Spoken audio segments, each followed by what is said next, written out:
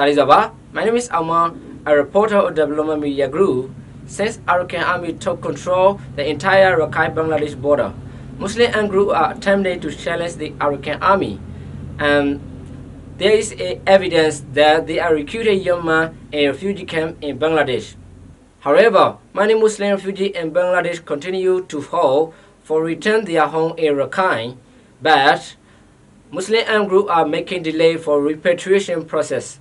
In this conflict, how Bangladesh responding and participating in this situation, and what might the future hold for regional stability and refugee crisis? To explore this issue, we spoke Thomas K, Bangladesh Myanmar Affairs Specialist, and the International Crisis Group. I found in the ICD report dated June 18 that Rohingya Muslim armed groups are recruiting new members in refugee camps in Bangladesh. In what ways are these groups recruiting, and what is the current situation in the refugee camp? Yeah, so since November last year, the armed groups in the camps have reached an agreement not to fight each other. Previously, they'd been fighting against each other for control of the camps. And since that agreement last November, they've been holding meetings. You could call them recruitment meetings or mobilization meetings. Telling the community that it's time to go back to Rakhine to fight for our homeland against the Arakan Army. So that's what's been going on for more than 6 months now. It's gone through certain changes in terms of the messaging, and different actors are also involved as well, have become involved, but primarily that's what's been happening over the past 6 months or so in the camps. The next question is along the Bangladesh Rakhine border, Arakan Army frequently face the attack from Rohingya Muslim armed groups. So, what challenges does Arakan Army face in trying to control the entire border due to their attack between Rohingya community and Arakan Army? What will be happen in future? So I would say that the Rohingya armed groups are not currently very strong, near as the Arakan Army. And while there have been some attacks, the intensity and frequency of the attacks has not been very high. But I think what we were warning about is that this insurgency could increase in intensity in the future, and that would have serious consequences for Bangladesh, for the Arakan Army, but particularly for Rohingya civilians who are still in Rakhine State. And so, that's a situation that we think would have a lot of negative consequences, and one that I think all sides should be working to try to avoid. For Arakan Army, what is the challenges to control the entire border? Yeah, I mean, this is a very rugged border, the land border, very remote, very mountainous, and I think it's quite difficult for any entity or organization to control the entire border.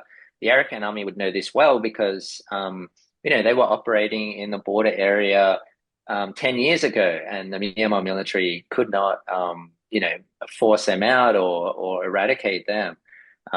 And so it's quite difficult if there is insurgent activity in the border area for the stronger party, in this case now in Rakhine State, that's Arakan Army, to control that.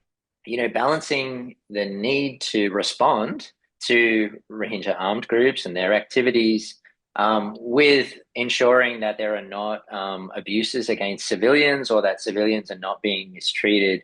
And some of the reports from Bangladesh suggest that, from people who are crossing the border, they are accusing the Arakan Army of carrying out abuses against Rohingya civilians.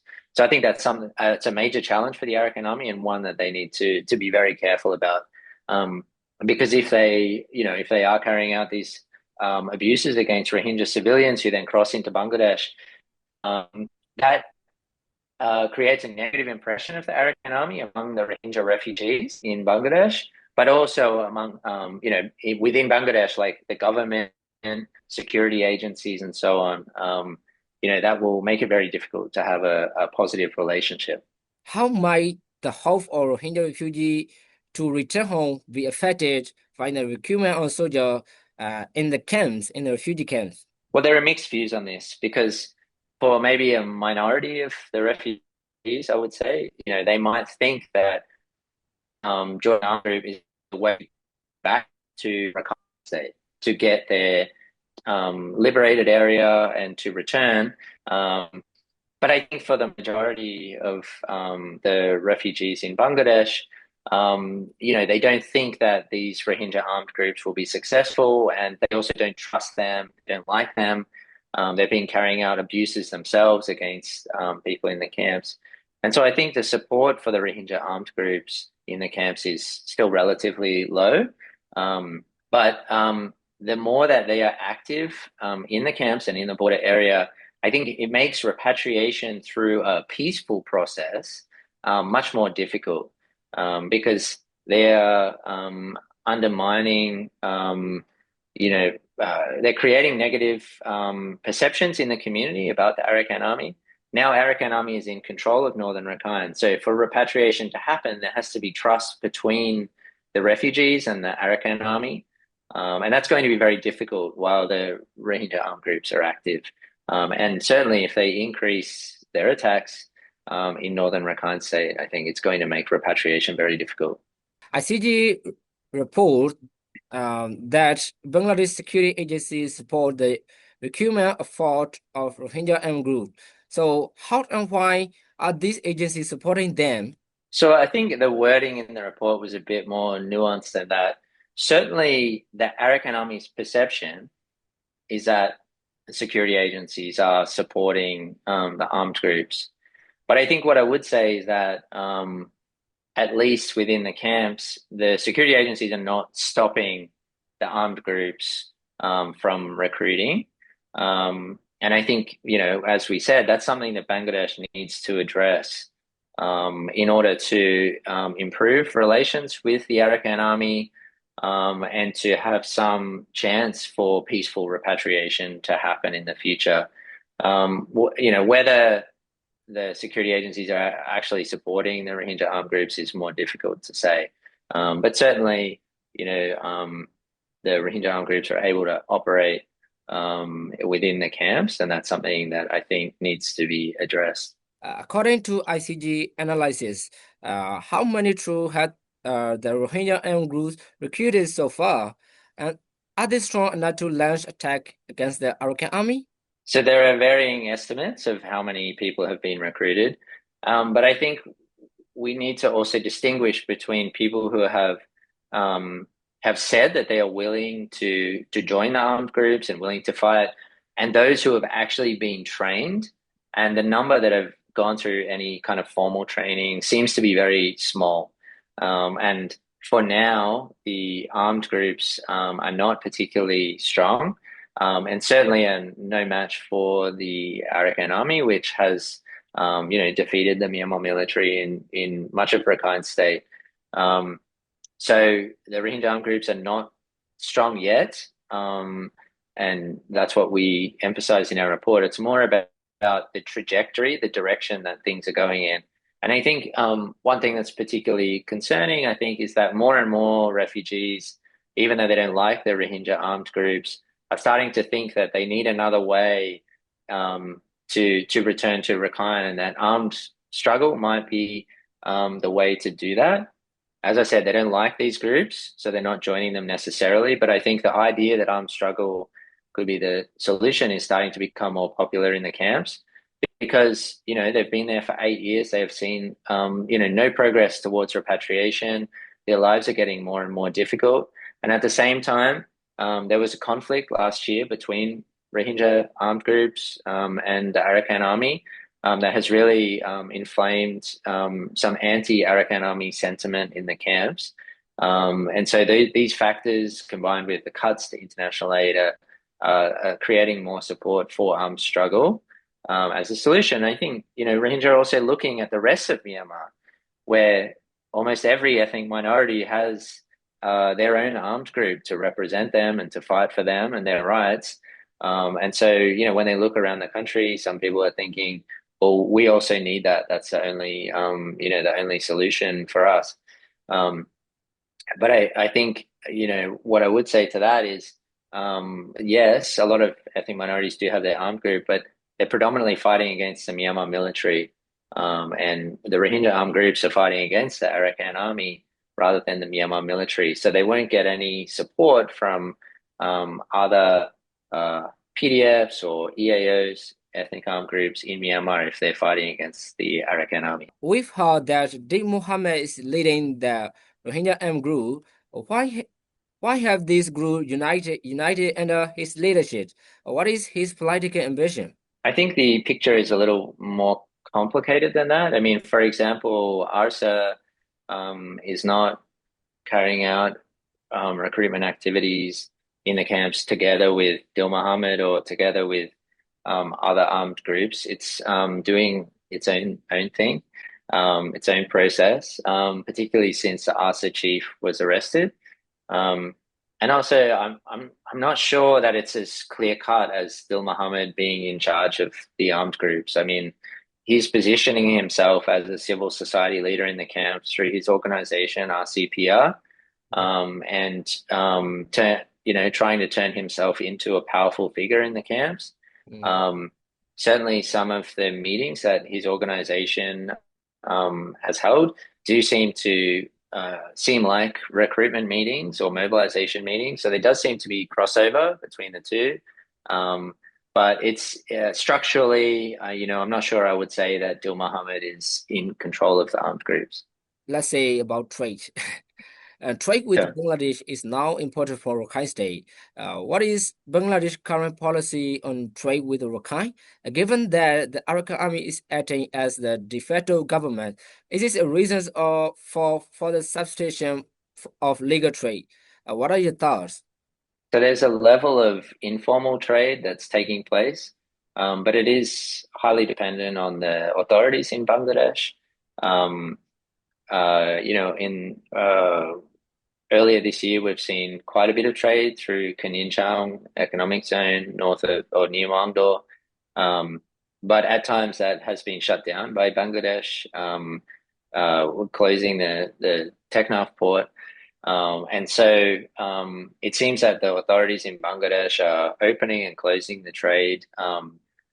The reasons for that are not exactly clear, but I assume it's based on the way that the relationship between Bangladesh and the Arakan Army. I think it's probably reasonable to assume that if the relationship between Bangladesh and the Arakan Army is positive, then trade will be open, and if the relationship is not good, then trade could be closed. Um, and I mean, that causes a lot of hardship in northern Rakhine. If the trade is closed, the prices for goods will be higher. It will be some things might not be available, and potentially people might take risks to trade informally or illegally, if you like, with between Bangladesh and Rakhine State. Um, and I don't think this is good for the Rohingya civilians in Mangdor, northern Rakhine.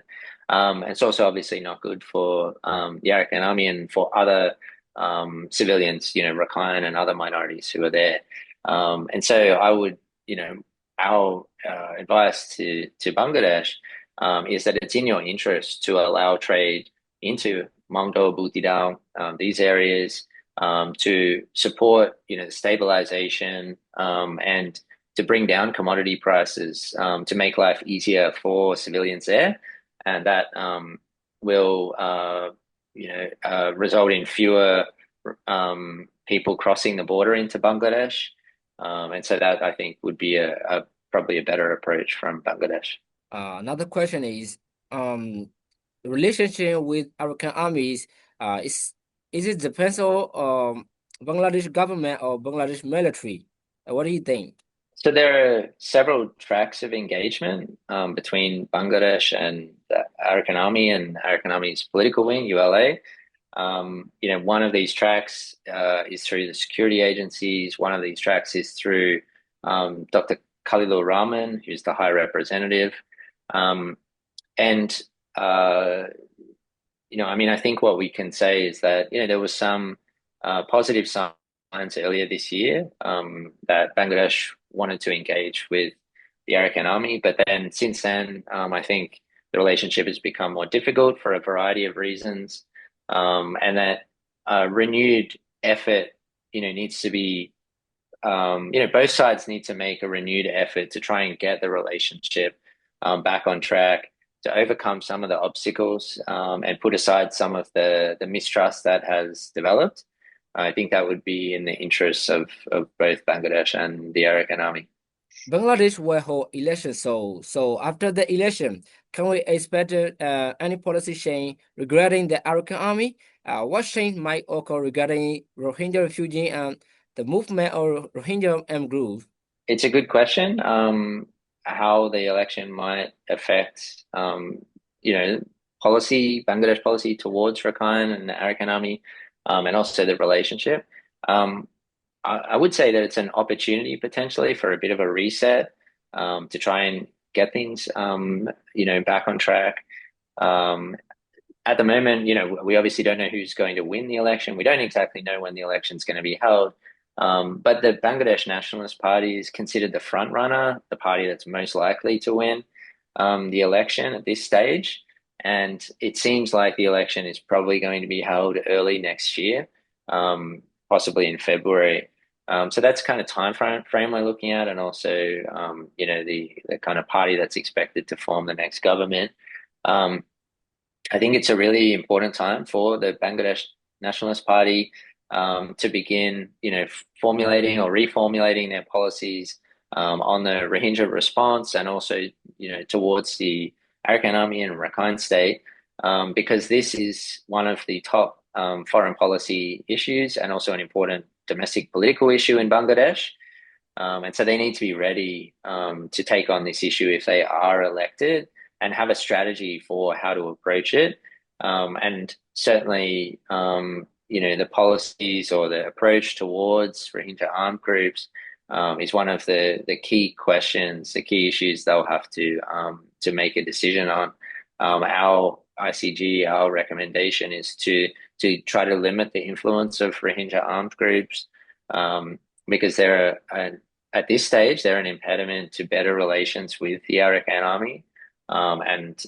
So that's what we're looking for from both the current government and incoming governments in Bangladesh. But I think Arakan Army also need to take steps to show that their commitment to treating all civilians in Rakhine State equally. Start engaging with Rohingya leaders both inside Rakhine and also outside Rakhine State, and also to rebuild some of the trust with the Bangladesh side, ahead of the election. I think that would put them in a better position to move forward with the relationship after the vote is finished. So, due to attack by Rohingya group against the Arakan Army, how might this affect social cohesion between Rohingya and Rakhine community under the control of Arakan Army? It's a very difficult question to answer because of the telecommunications restrictions. So the Myanmar military regime has closed the internet and phone services in nearly all of Rakhine State. So it's quite difficult to get a picture.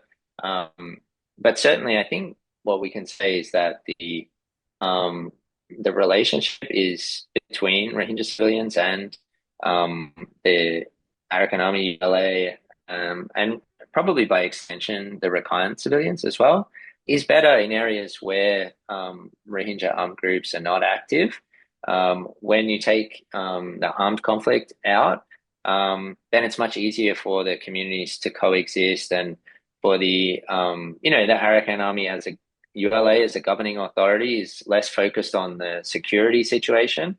And I think that's better for civilians, regardless of their religion or ethnicity. I think that's what we can, point to as probably some of the patterns on the ground. But as I said, it is very hard to get a clear picture because of the telecommunications restrictions. Rohingya group and the SAC State Administration Council reportedly collaborated to defend against Arakan Army attack in Budidam and Mount Township. What agreement exists between them, and why did they decide to collaborate? What do you think? That's a really good question and difficult one to answer. I think we can say from the SAC side, the military regime side, I mean, this is a common tactic that they use all around the country. When an ethnic armed group is getting the upper hand, they often try to work with another ethnic group to try to fight back and weaken them. And so it was somewhat predictable that the SEC would try this. I would say it's unfortunate that the Rohingya armed groups did collaborate with the SAC because it pitted the two communities against each other to some extent. And that's, it's always going to be bad for communal relations.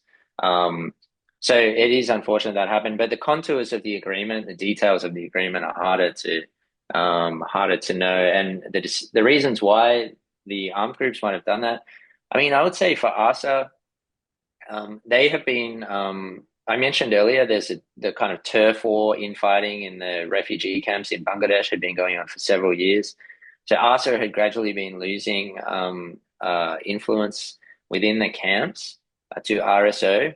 And so I think they were in a difficult position last year. You know, on the one hand, they didn't have much of a safe place in Bangladesh, but also the Arakan Army was advancing into northern Rakhine. And obviously, they're not going to be able to work with the Arakan Army.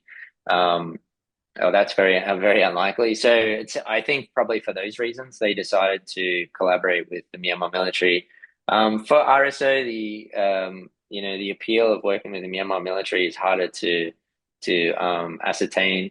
It might have been an opportunity for them to get weapons from the Myanmar military, to get some training and experience. But I would say that the collaboration did not go very well. It wasn't particularly effective in stopping the Arakan Army, and obviously it had all these negative consequences as well for example, communal dynamics, and how the Arakan Army is perceived by Rohingya civilians and how Rohingya armed groups are perceived as well within Rakhine State. Bangladesh, as I see a relationship now, what is the situation relationship of them? What do you think, Tom? Yeah. So part of the strategy from the interim government was in its engagement with the Arakan Army, was to set up a humanitarian corridor into Rakhine State, and that setting up a formal corridor with UN support would require the agreement of the military regime in Naypyidaw. And so they engaged with Naypyidaw to try to get Naypyidaw's support for that corridor. And so there have been a few meetings between Bangladesh government and the Myanmar military, including a meeting between Min Aung Hlaing and Professor Muhammad Yunus in April. And so I think they engaged to that end to try to get support for the humanitarian corridor. Ultimately, I don't think the Myanmar military will ever agree to it. I think also Bangladesh is reluctant to kind of go all in on the Arakan Army, I guess you could say. I mean, I think they want to kind of balance between Naypyidaw and the Arakan Army. And so they want to continue engaging Naypyidaw to that end. They don't want to only engage Naypyidaw. They don't want to only engage Arakan Army. So it's a bit of a balancing act for them and difficult. Certainly, it's something that India, China, Thailand are also grappling with, because ethnic armed groups and PDFs have become much more powerful and influential along their borders. In the refugee camp from in Bangladesh, most of the refugee they said they face many challenges, something like natural disaster or humanitarian aid. So when you visit them, or when you visit there, how did you see? Yeah, I mean, I think it's there's a kind of visual appearance of the camps. The infrastructure, it has actually improved a lot over the 7 or 8 years since the refugees arrived. initially there were no roads, there was no facilities. And also, immediately many of the trees were cut down in the refugee camps, which made the risk of landslides and flooding and so on increase. Over the years, the infrastructure has improved. So there are roads within the camps. The trees have come back because the UN has been providing LPG gas for cooking. So people aren't using wood fires. But I think the living conditions have become more difficult in the sense that there are more security challenges in the camps now. And also the funding situation internationally, there's less funding. So services are being cut, for example, health and education.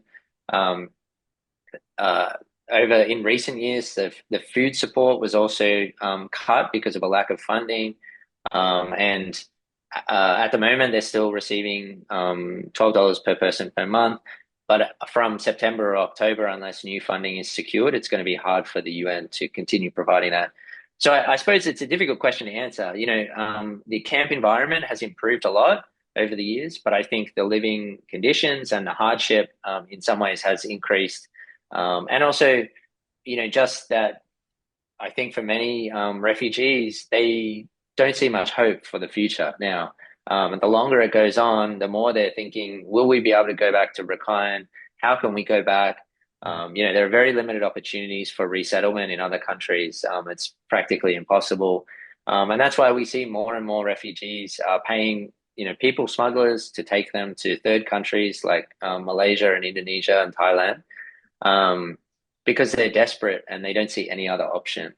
So it is an extremely difficult situation in the camps for the refugees. And I think some of the armed groups are taking advantage of that, taking advantage of desperate refugees, trying to convince them to join the armed struggle. But, as I said, for the most part, my sense is that the Rohingya refugees don't support the armed groups. They don't trust them. And so they're not joining in large numbers at the moment. How Bangladesh authority treat the refugee? Yeah. So I guess I would say, Bangladesh, opened its arms to the Rohingya in 2017, when they needed sanctuary. And since then, it has been grappling with, how to bring about repatriation. I mean, repatriation is the number one goal for Bangladesh. They really don't feel that their country is in a position to accept the Rohingya permanently, to allow them to integrate. Bangladesh is not a wealthy country. It already has a large population. So on the one hand, Bangladesh is providing sanctuary. It's allowing, humanitarian organizations to provide support. But it is very resistant to allowing the Rohingya to do anything that might look like integration. And so there are quite a few restrictions on refugees. For example, they're not legally allowed to work. They can't move freely outside the camps. And so it's a bit of a mixed bag, I would say. Certainly, Bangladesh, we have to acknowledge that Bangladesh provided sanctuary to the Rohingya, and and this has come at a cost to Bangladesh in a lot of ways. But at the same time, there are restrictions on what the refugees can do that make their lives difficult. Politically, it's quite challenging for the Bangladesh government to manage. Bangladeshis, over time are more increasingly asking questions like, when are the Rohingya going back? I mean, we didn't take them, in 2017, expecting that they would still be here almost 8 years later. And so, the politicians, the government, they have to be careful how they manage the issue as well. My question is finished. If you want to something to adopt advice about this conflict, you can give some advices. Important thing to emphasize for me, or one of the important things that maybe in the report wasn't clear, or I think is that, as I said, like most of the refugees mistrust these armed groups. They don't necessarily want to fight against the Arakan Army. I think they want to be accepted within Myanmar. But the problem is that I think for a lot of them, they don't see a pathway. They don't have much hope for repatriation.